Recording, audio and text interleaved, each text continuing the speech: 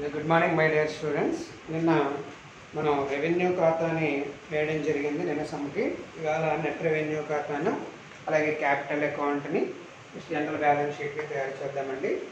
Heading పెట్టుకోండి. ఒకవేళ చేసిన వాళ్ళు ఏమైనా ఉంటే కనుక ఒకసారి చెక్ చేసుకోండి. సో హెడ్డింగ్ పెట్టుకోండి. Net revenue account,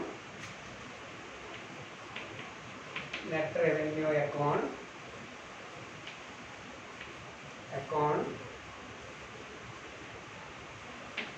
for the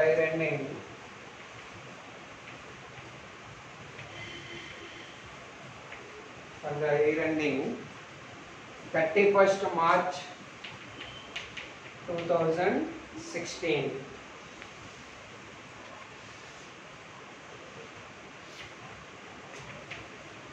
Here CR by balance. ఇక్కడ ఈ లెక్కలో నెట్ రెవెన్యూకి సంబంధించినటువంటి బ్యాలెన్స్ బ్రాడ్ డౌన్ ఏమీ కూడా లెక్కలో ఇవ్వలేదండి మనకి. ఓకే, అలాగే రెవెన్యూ ఖాతా ద్వారా వచ్చినటువంటి అమౌంట్ చూపించండి. బై రెవెన్యూ అకౌంట్ మనకి ఎంత వచ్చిందండి? 12,61,000. ఇక్కడ డెబిట్ వైపు to interest on debentures,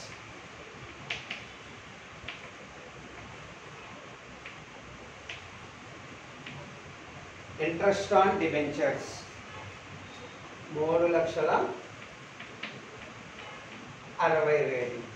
so ఇంకా ఏమీ లేవండి, అడ్జస్ట్మెంట్లు ఏమీ రిజర్వ్లో ఏర్పాటు చేయమని కానీ అలాగే డివిడెంట్లు, ఇంటీరియం డివిడెంట్లు కానీ ఏమీ కూడా మనకి లెక్కలో ఇవ్వలేదు. So to balance carried to general balance sheet,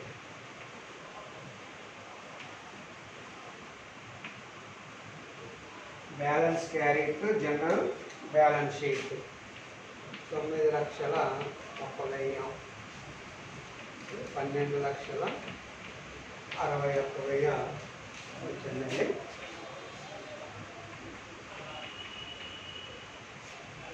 12,61,000 answer. Okay, next heading పెట్టుకోండి. Capital account. నిన్న మనం capital expenditure and revenue account, receipts and expenditure account or receipts and expenditure on capital account.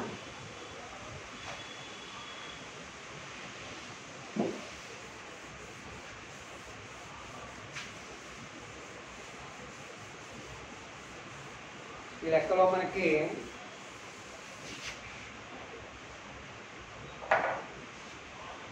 గత సంవత్సరానికి సంబంధించిన ఇన్ఫర్మేషన్ ఏమీ లేదు కాబట్టి అంతా కరెంట్ ఇయర్కి సంబంధించిందే ఉంది కాబట్టి మీరు ఒక కాలంతో డైరెక్ట్గా చేసేసుకోవచ్చండి. So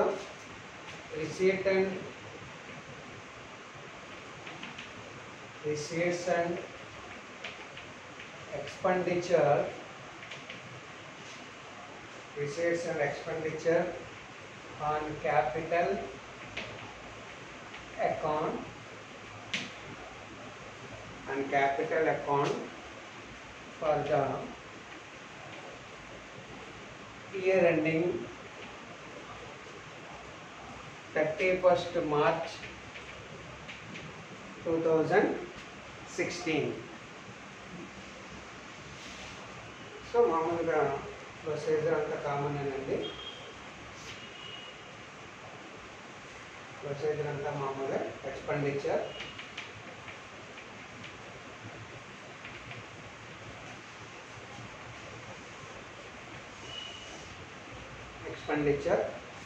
and next expenditure up to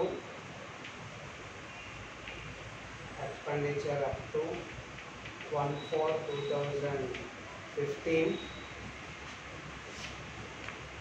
Next expenditure for the year, expenditure for the year, కాకపోతే expenditure up to 31st March 2016, 31st March 2016 total. 31st March 2016.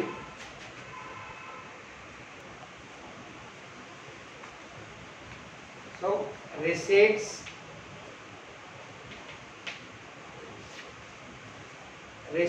up to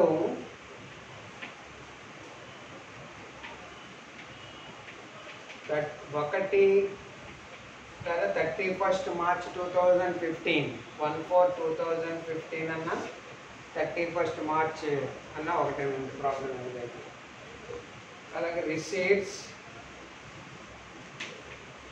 up to 31st March 2016, అదే ఇలాగే రాయండి 31st March 2015 గొడవ ఉండదు. March 2015, 31st March 2016. So receipts దాంట్లో చూడండి, to expenditure దాంట్లో చూడండి, to land and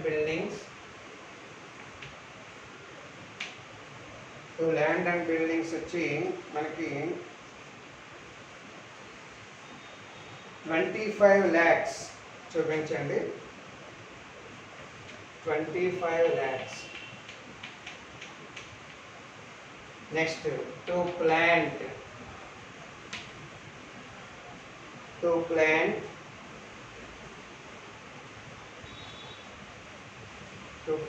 1 crore. To plant 1 crore. ఇక్కడ టు ప్రిలిమినరీ ఎక్స్పెన్సెస్, టు ప్రాథమిక ఖర్చులు, టు ప్రిలిమినరీ ఎక్స్పెన్సెస్ 2 lakhs. అలాగే to distribution equipment,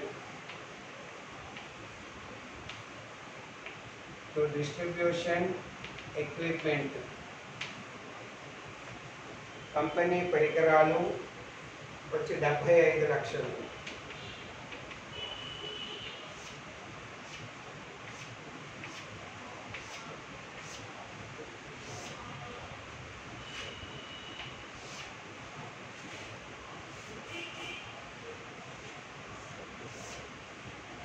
next total కూడా సేమ్ ఇంతేనండి, 1 crore.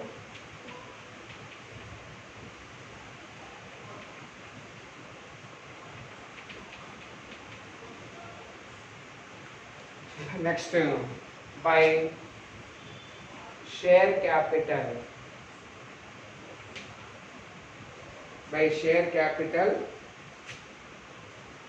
50 lakhs.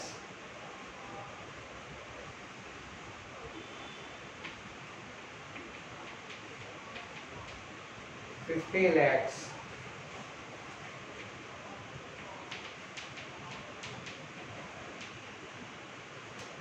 By debentures,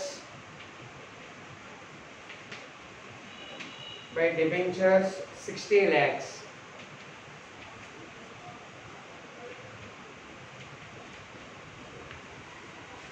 By loan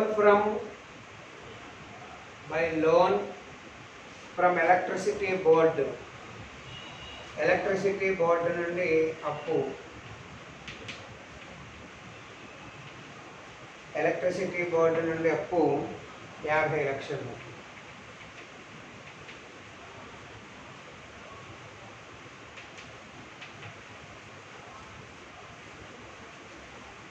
so total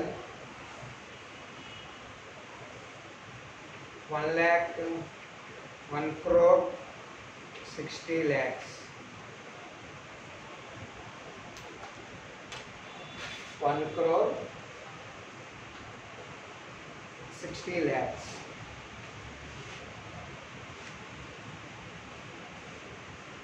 Two crores 2 lakhs. 2 కోట్ల 2 లక్షలు.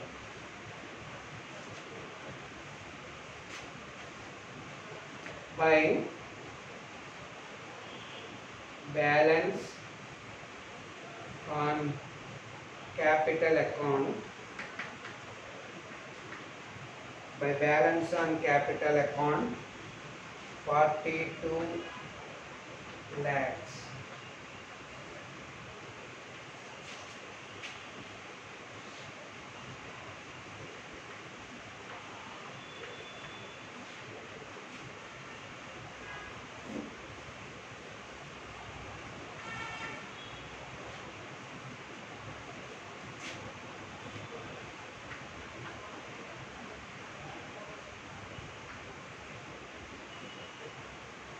రెండు లక్షల 2,02,00,000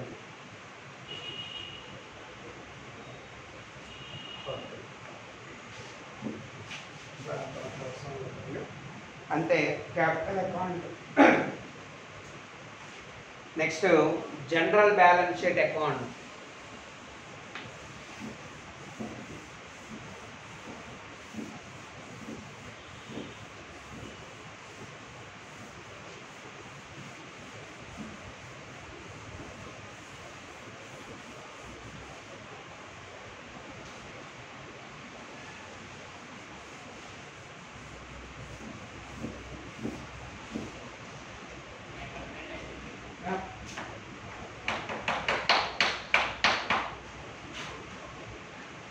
General balance sheet account.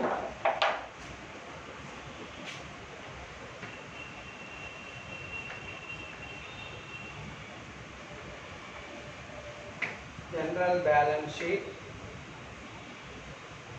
as on 31st March.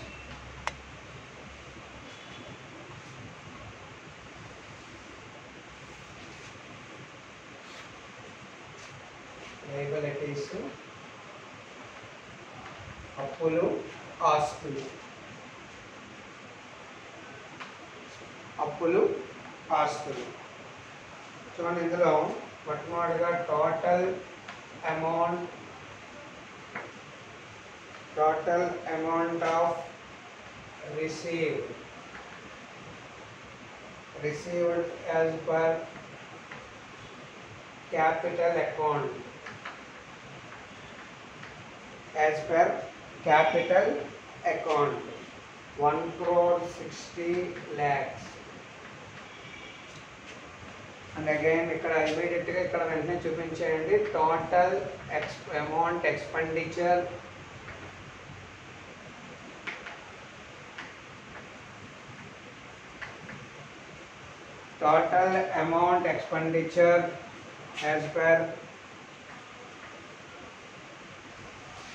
as per capital account 2,02,00,000. 2,02,00,000. ఇక్కడ creditors రుణదాతలు 9,99,000. Creditors 9,99,000. అలాగే general reserve సాధారణ రిజర్వు 6 lakhs. సాధారణ reserve 6 lakhs. Next contingencies reserve 4 lakhs. Contingencies reserve 4 lakhs. Next, tariffs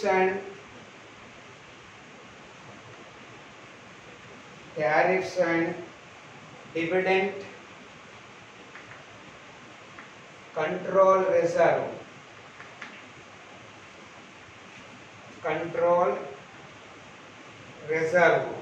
Tariff and dividend control reserve 1,50,000. Next,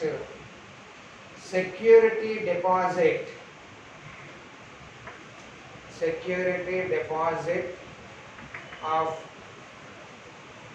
customers.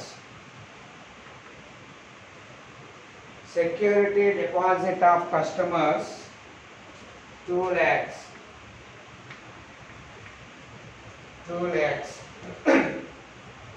చూడండి, next depreciation reserve ఎన్నర కాలంలో చూపించుకోండి. మొత్తం మనకి 25 లక్షలు ఇచ్చారు. దీనికి add depreciation, current year depreciation. మనం ఆ రెవెన్యూ ఖాతాలో చూడండి డిప్రిషియేషన్ అని చెప్పి మనం కాలిక్యులేట్ చేసాం కదండి.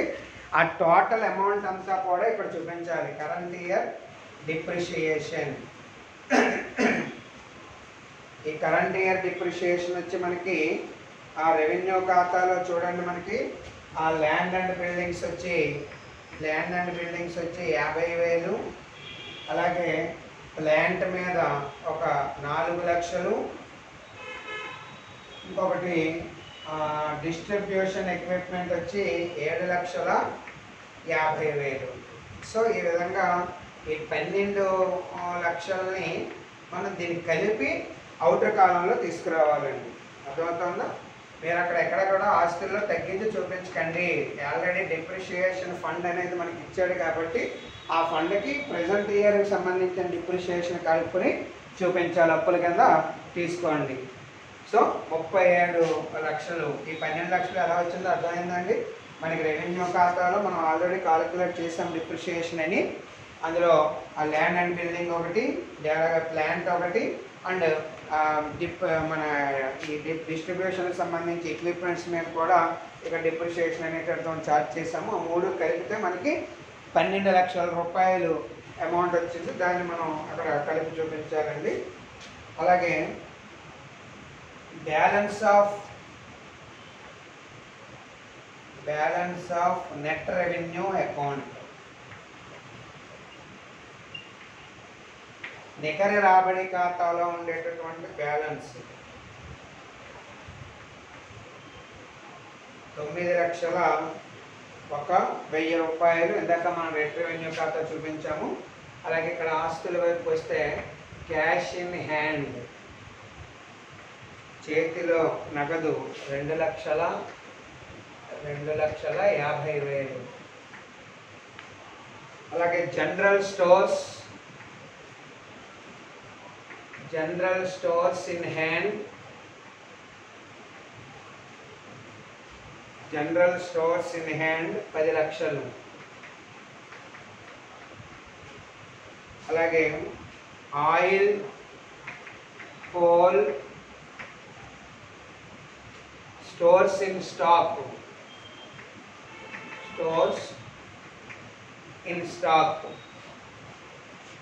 ఇది 2 లక్షలు. అలాగే bills not yet collected, bills వచ్చి 3 లక్షలు. అలాగే ఇన్వెస్ట్మెంట్స్, పెట్టుబడులు 10 లక్షలు. అంతేనండి, ఇంకే విధమైన ఐటమ్స్ మనకి లెక్కలో లేవు. టోటల్ చేయండి 2,29,50,000. 2,29,50,000.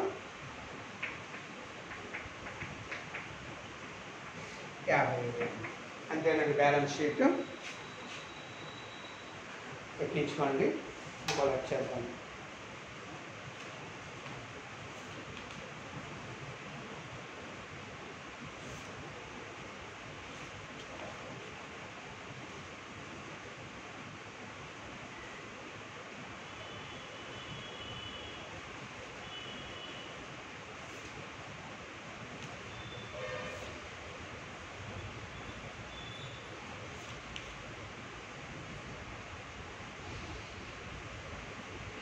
Okay.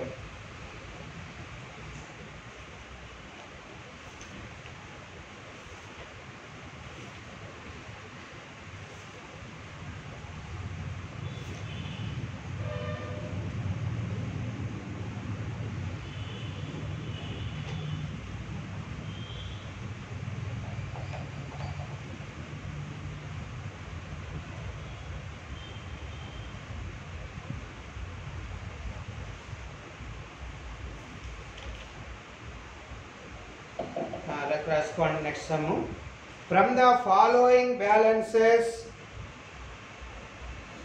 As on December 31st, 2015,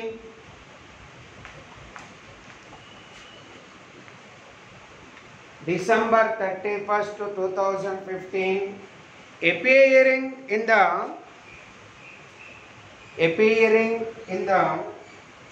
ledger of the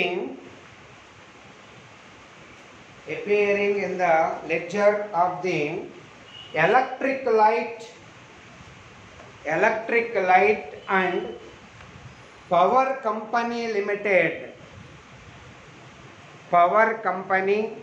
limited. Okay, you are required to prepare revenue account, net revenue account,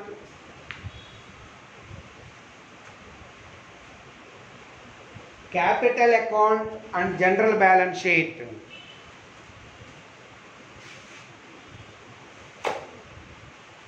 electric మరియు లైటింగ్ పవర్ కంపెనీ యొక్క డిసెంబర్ 31,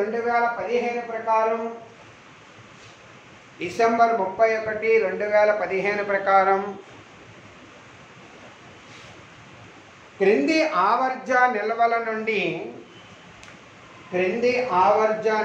నుండి రెవెన్యూ ఖాతాను,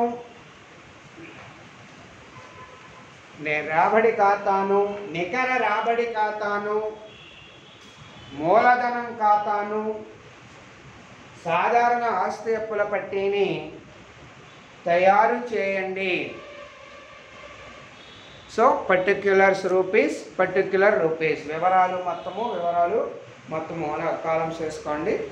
ఇప్పుడు ఈ వివరాలు మొత్తంలో మొట్టమొదటి సైడ్ రాసుకోండి. ఈక్విటీ వాటాలు, ఈక్విటీ షేర్స్ 54,900,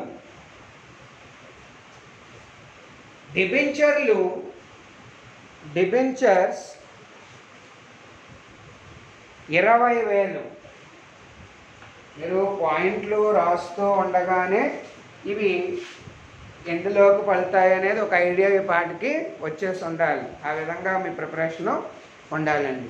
ఇప్పుడు ఈక్విటీ వాటాలు అని చెప్పగానే వెంటనే రిసీటు, అలాగే డిబెంచర్ అని చెప్పగానే రిసీటు, ఇలాగా మనకి ఆ 4 ప్రిపరేషన్ మన 4 ఖాతాలకి ఎందులో ఈ పాయింట్ ఏమే పాయింట్ ఎందులో వెళ్తాయి అనేది మీరు మన పాయింట్స్ చదువుతూ ఉండగానే మన మైండ్ అందులోకి వెళ్ళాలన్నమాట అండి. అది ప్రిపరేషను. నెక్స్ట్ డిబెంచర్లు 20,000. నెక్స్ట్ ల్యాండ్స్ ఆన్ 31/12/2014, భూమి 31/12/2014 15,000, 15,000. నెక్స్ట్ ల్యాండ్స్ పర్చేస్డ్ డ్యూరింగ్ 2015, 2015లో భూమి కొనుగోలు 500. నెక్స్ట్ మెషినరీ ఆన్ 31/12/2014, యంత్రాలు 31/12/2014 60,000, 60,000. Next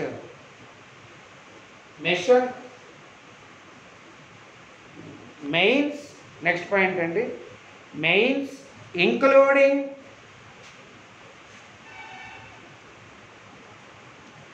including cost of laying 31/12/2014, mains ఖర్చు 30,000.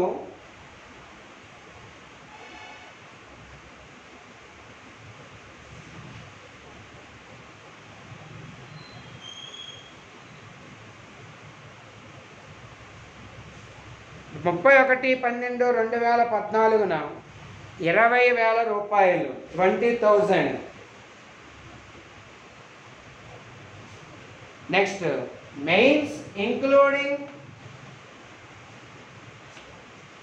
మెయిన్స్ లేదా స్పెండ్ ఆన్ మెయిన్స్ అని రాయండి. స్పెండ్ ఆన్ మెయిన్స్ డ్యూరింగ్ 2015 2015 సంవత్సరంలో మెయిన్స్పై ఖర్చు పెట్టినది 2015లో మెయిన్స్పై ఖర్చు పెట్టినది 5,100.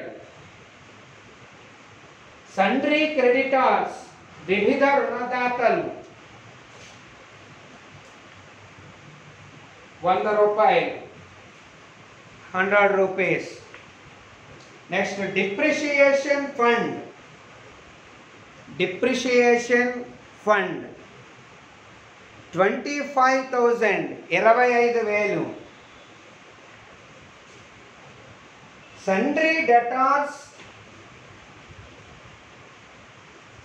Sundry debtors for current supplied. Sundry debtors for current supplied.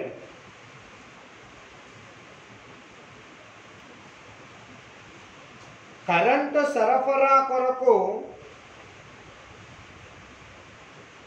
రుణగ్రస్తులు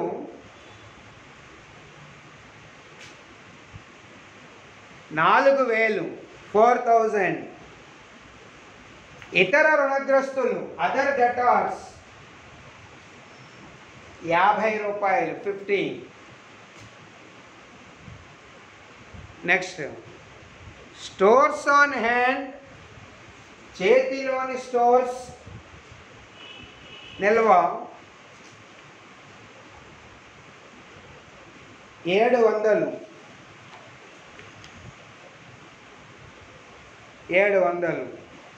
next నగదు క్యాష్ 300. నెక్స్ట్ విద్యుత్ ఉత్పత్తి వ్యయము cost of generation of electricity 3,000 3,000. Cost of distribution of electricity విద్యుత్ పంపిణీ వ్యయము 600. రెంట్ రేట్స్ అండ్ ట్యాక్సెస్ అద్దె రేట్లు మరియు పన్నులు 400 400. మేనేజ్మెంట్ ఎక్స్పెన్సెస్ నిర్వహణ ఖర్చులు 1,200. డిప్రిషియేషన్ తరుగుదల 2,000 2,000. సేల్ ఆఫ్ కరెంట్ విద్యుత్ అమ్మకం 13,200 13,200. రెంట్ ఆఫ్ మీటర్స్ మీటర్ల అద్దె 300. ఇంట్రెస్ట్ ఆన్ డిబెంచర్స్ డిబెంచర్లపై వడ్డీ 1,000 1000. నెక్స్ట్ డివిడెంట్లు 2,000. Next balance of net revenue account on 31/12/2014 31/12/2014 నికర రెవెన్యూ ఖాతా నిల్వ 2,850 2,850. సో ఇది ఇచ్చినటువంటి సమ్ అండి. ఇందులో నికర రెవెన్యూ మామూలుగా రెవెన్యూ ఖాతాకి సంబంధించి ఏ ఐటమ్స్ లెక్కలో ఉంటాయో ఒకసారి చూడండి.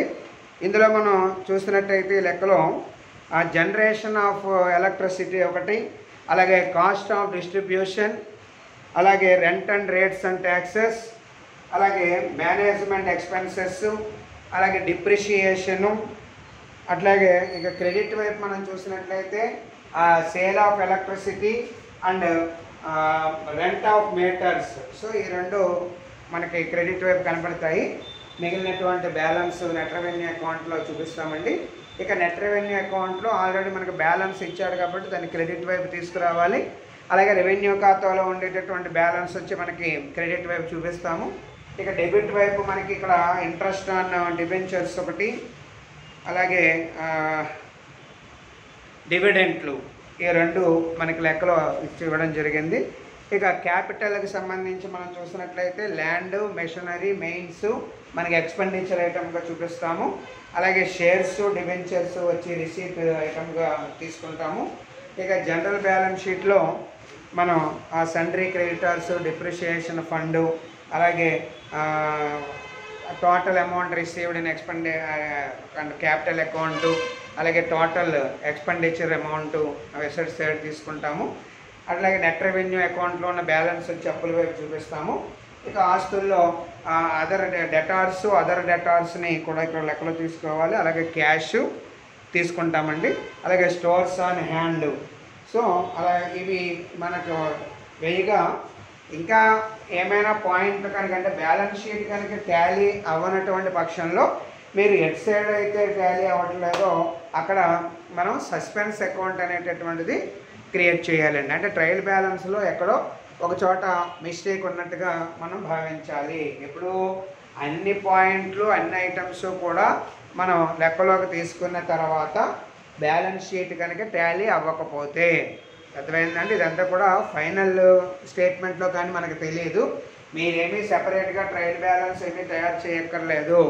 అర్థమవుతుందా? వాడు ఇచ్చినటువంటి ఇన్ఫర్మేషన్ అంతా కూడా మనం కలెక్ట్ చేసిన తర్వాత if it is any difference between assets and liabilities అండి, అప్పుడు మాత్రమే you can open suspense account అండి. అది ఎక్కడ తేడా ఉంటే అక్కడ మీరు చూపించుకోండి.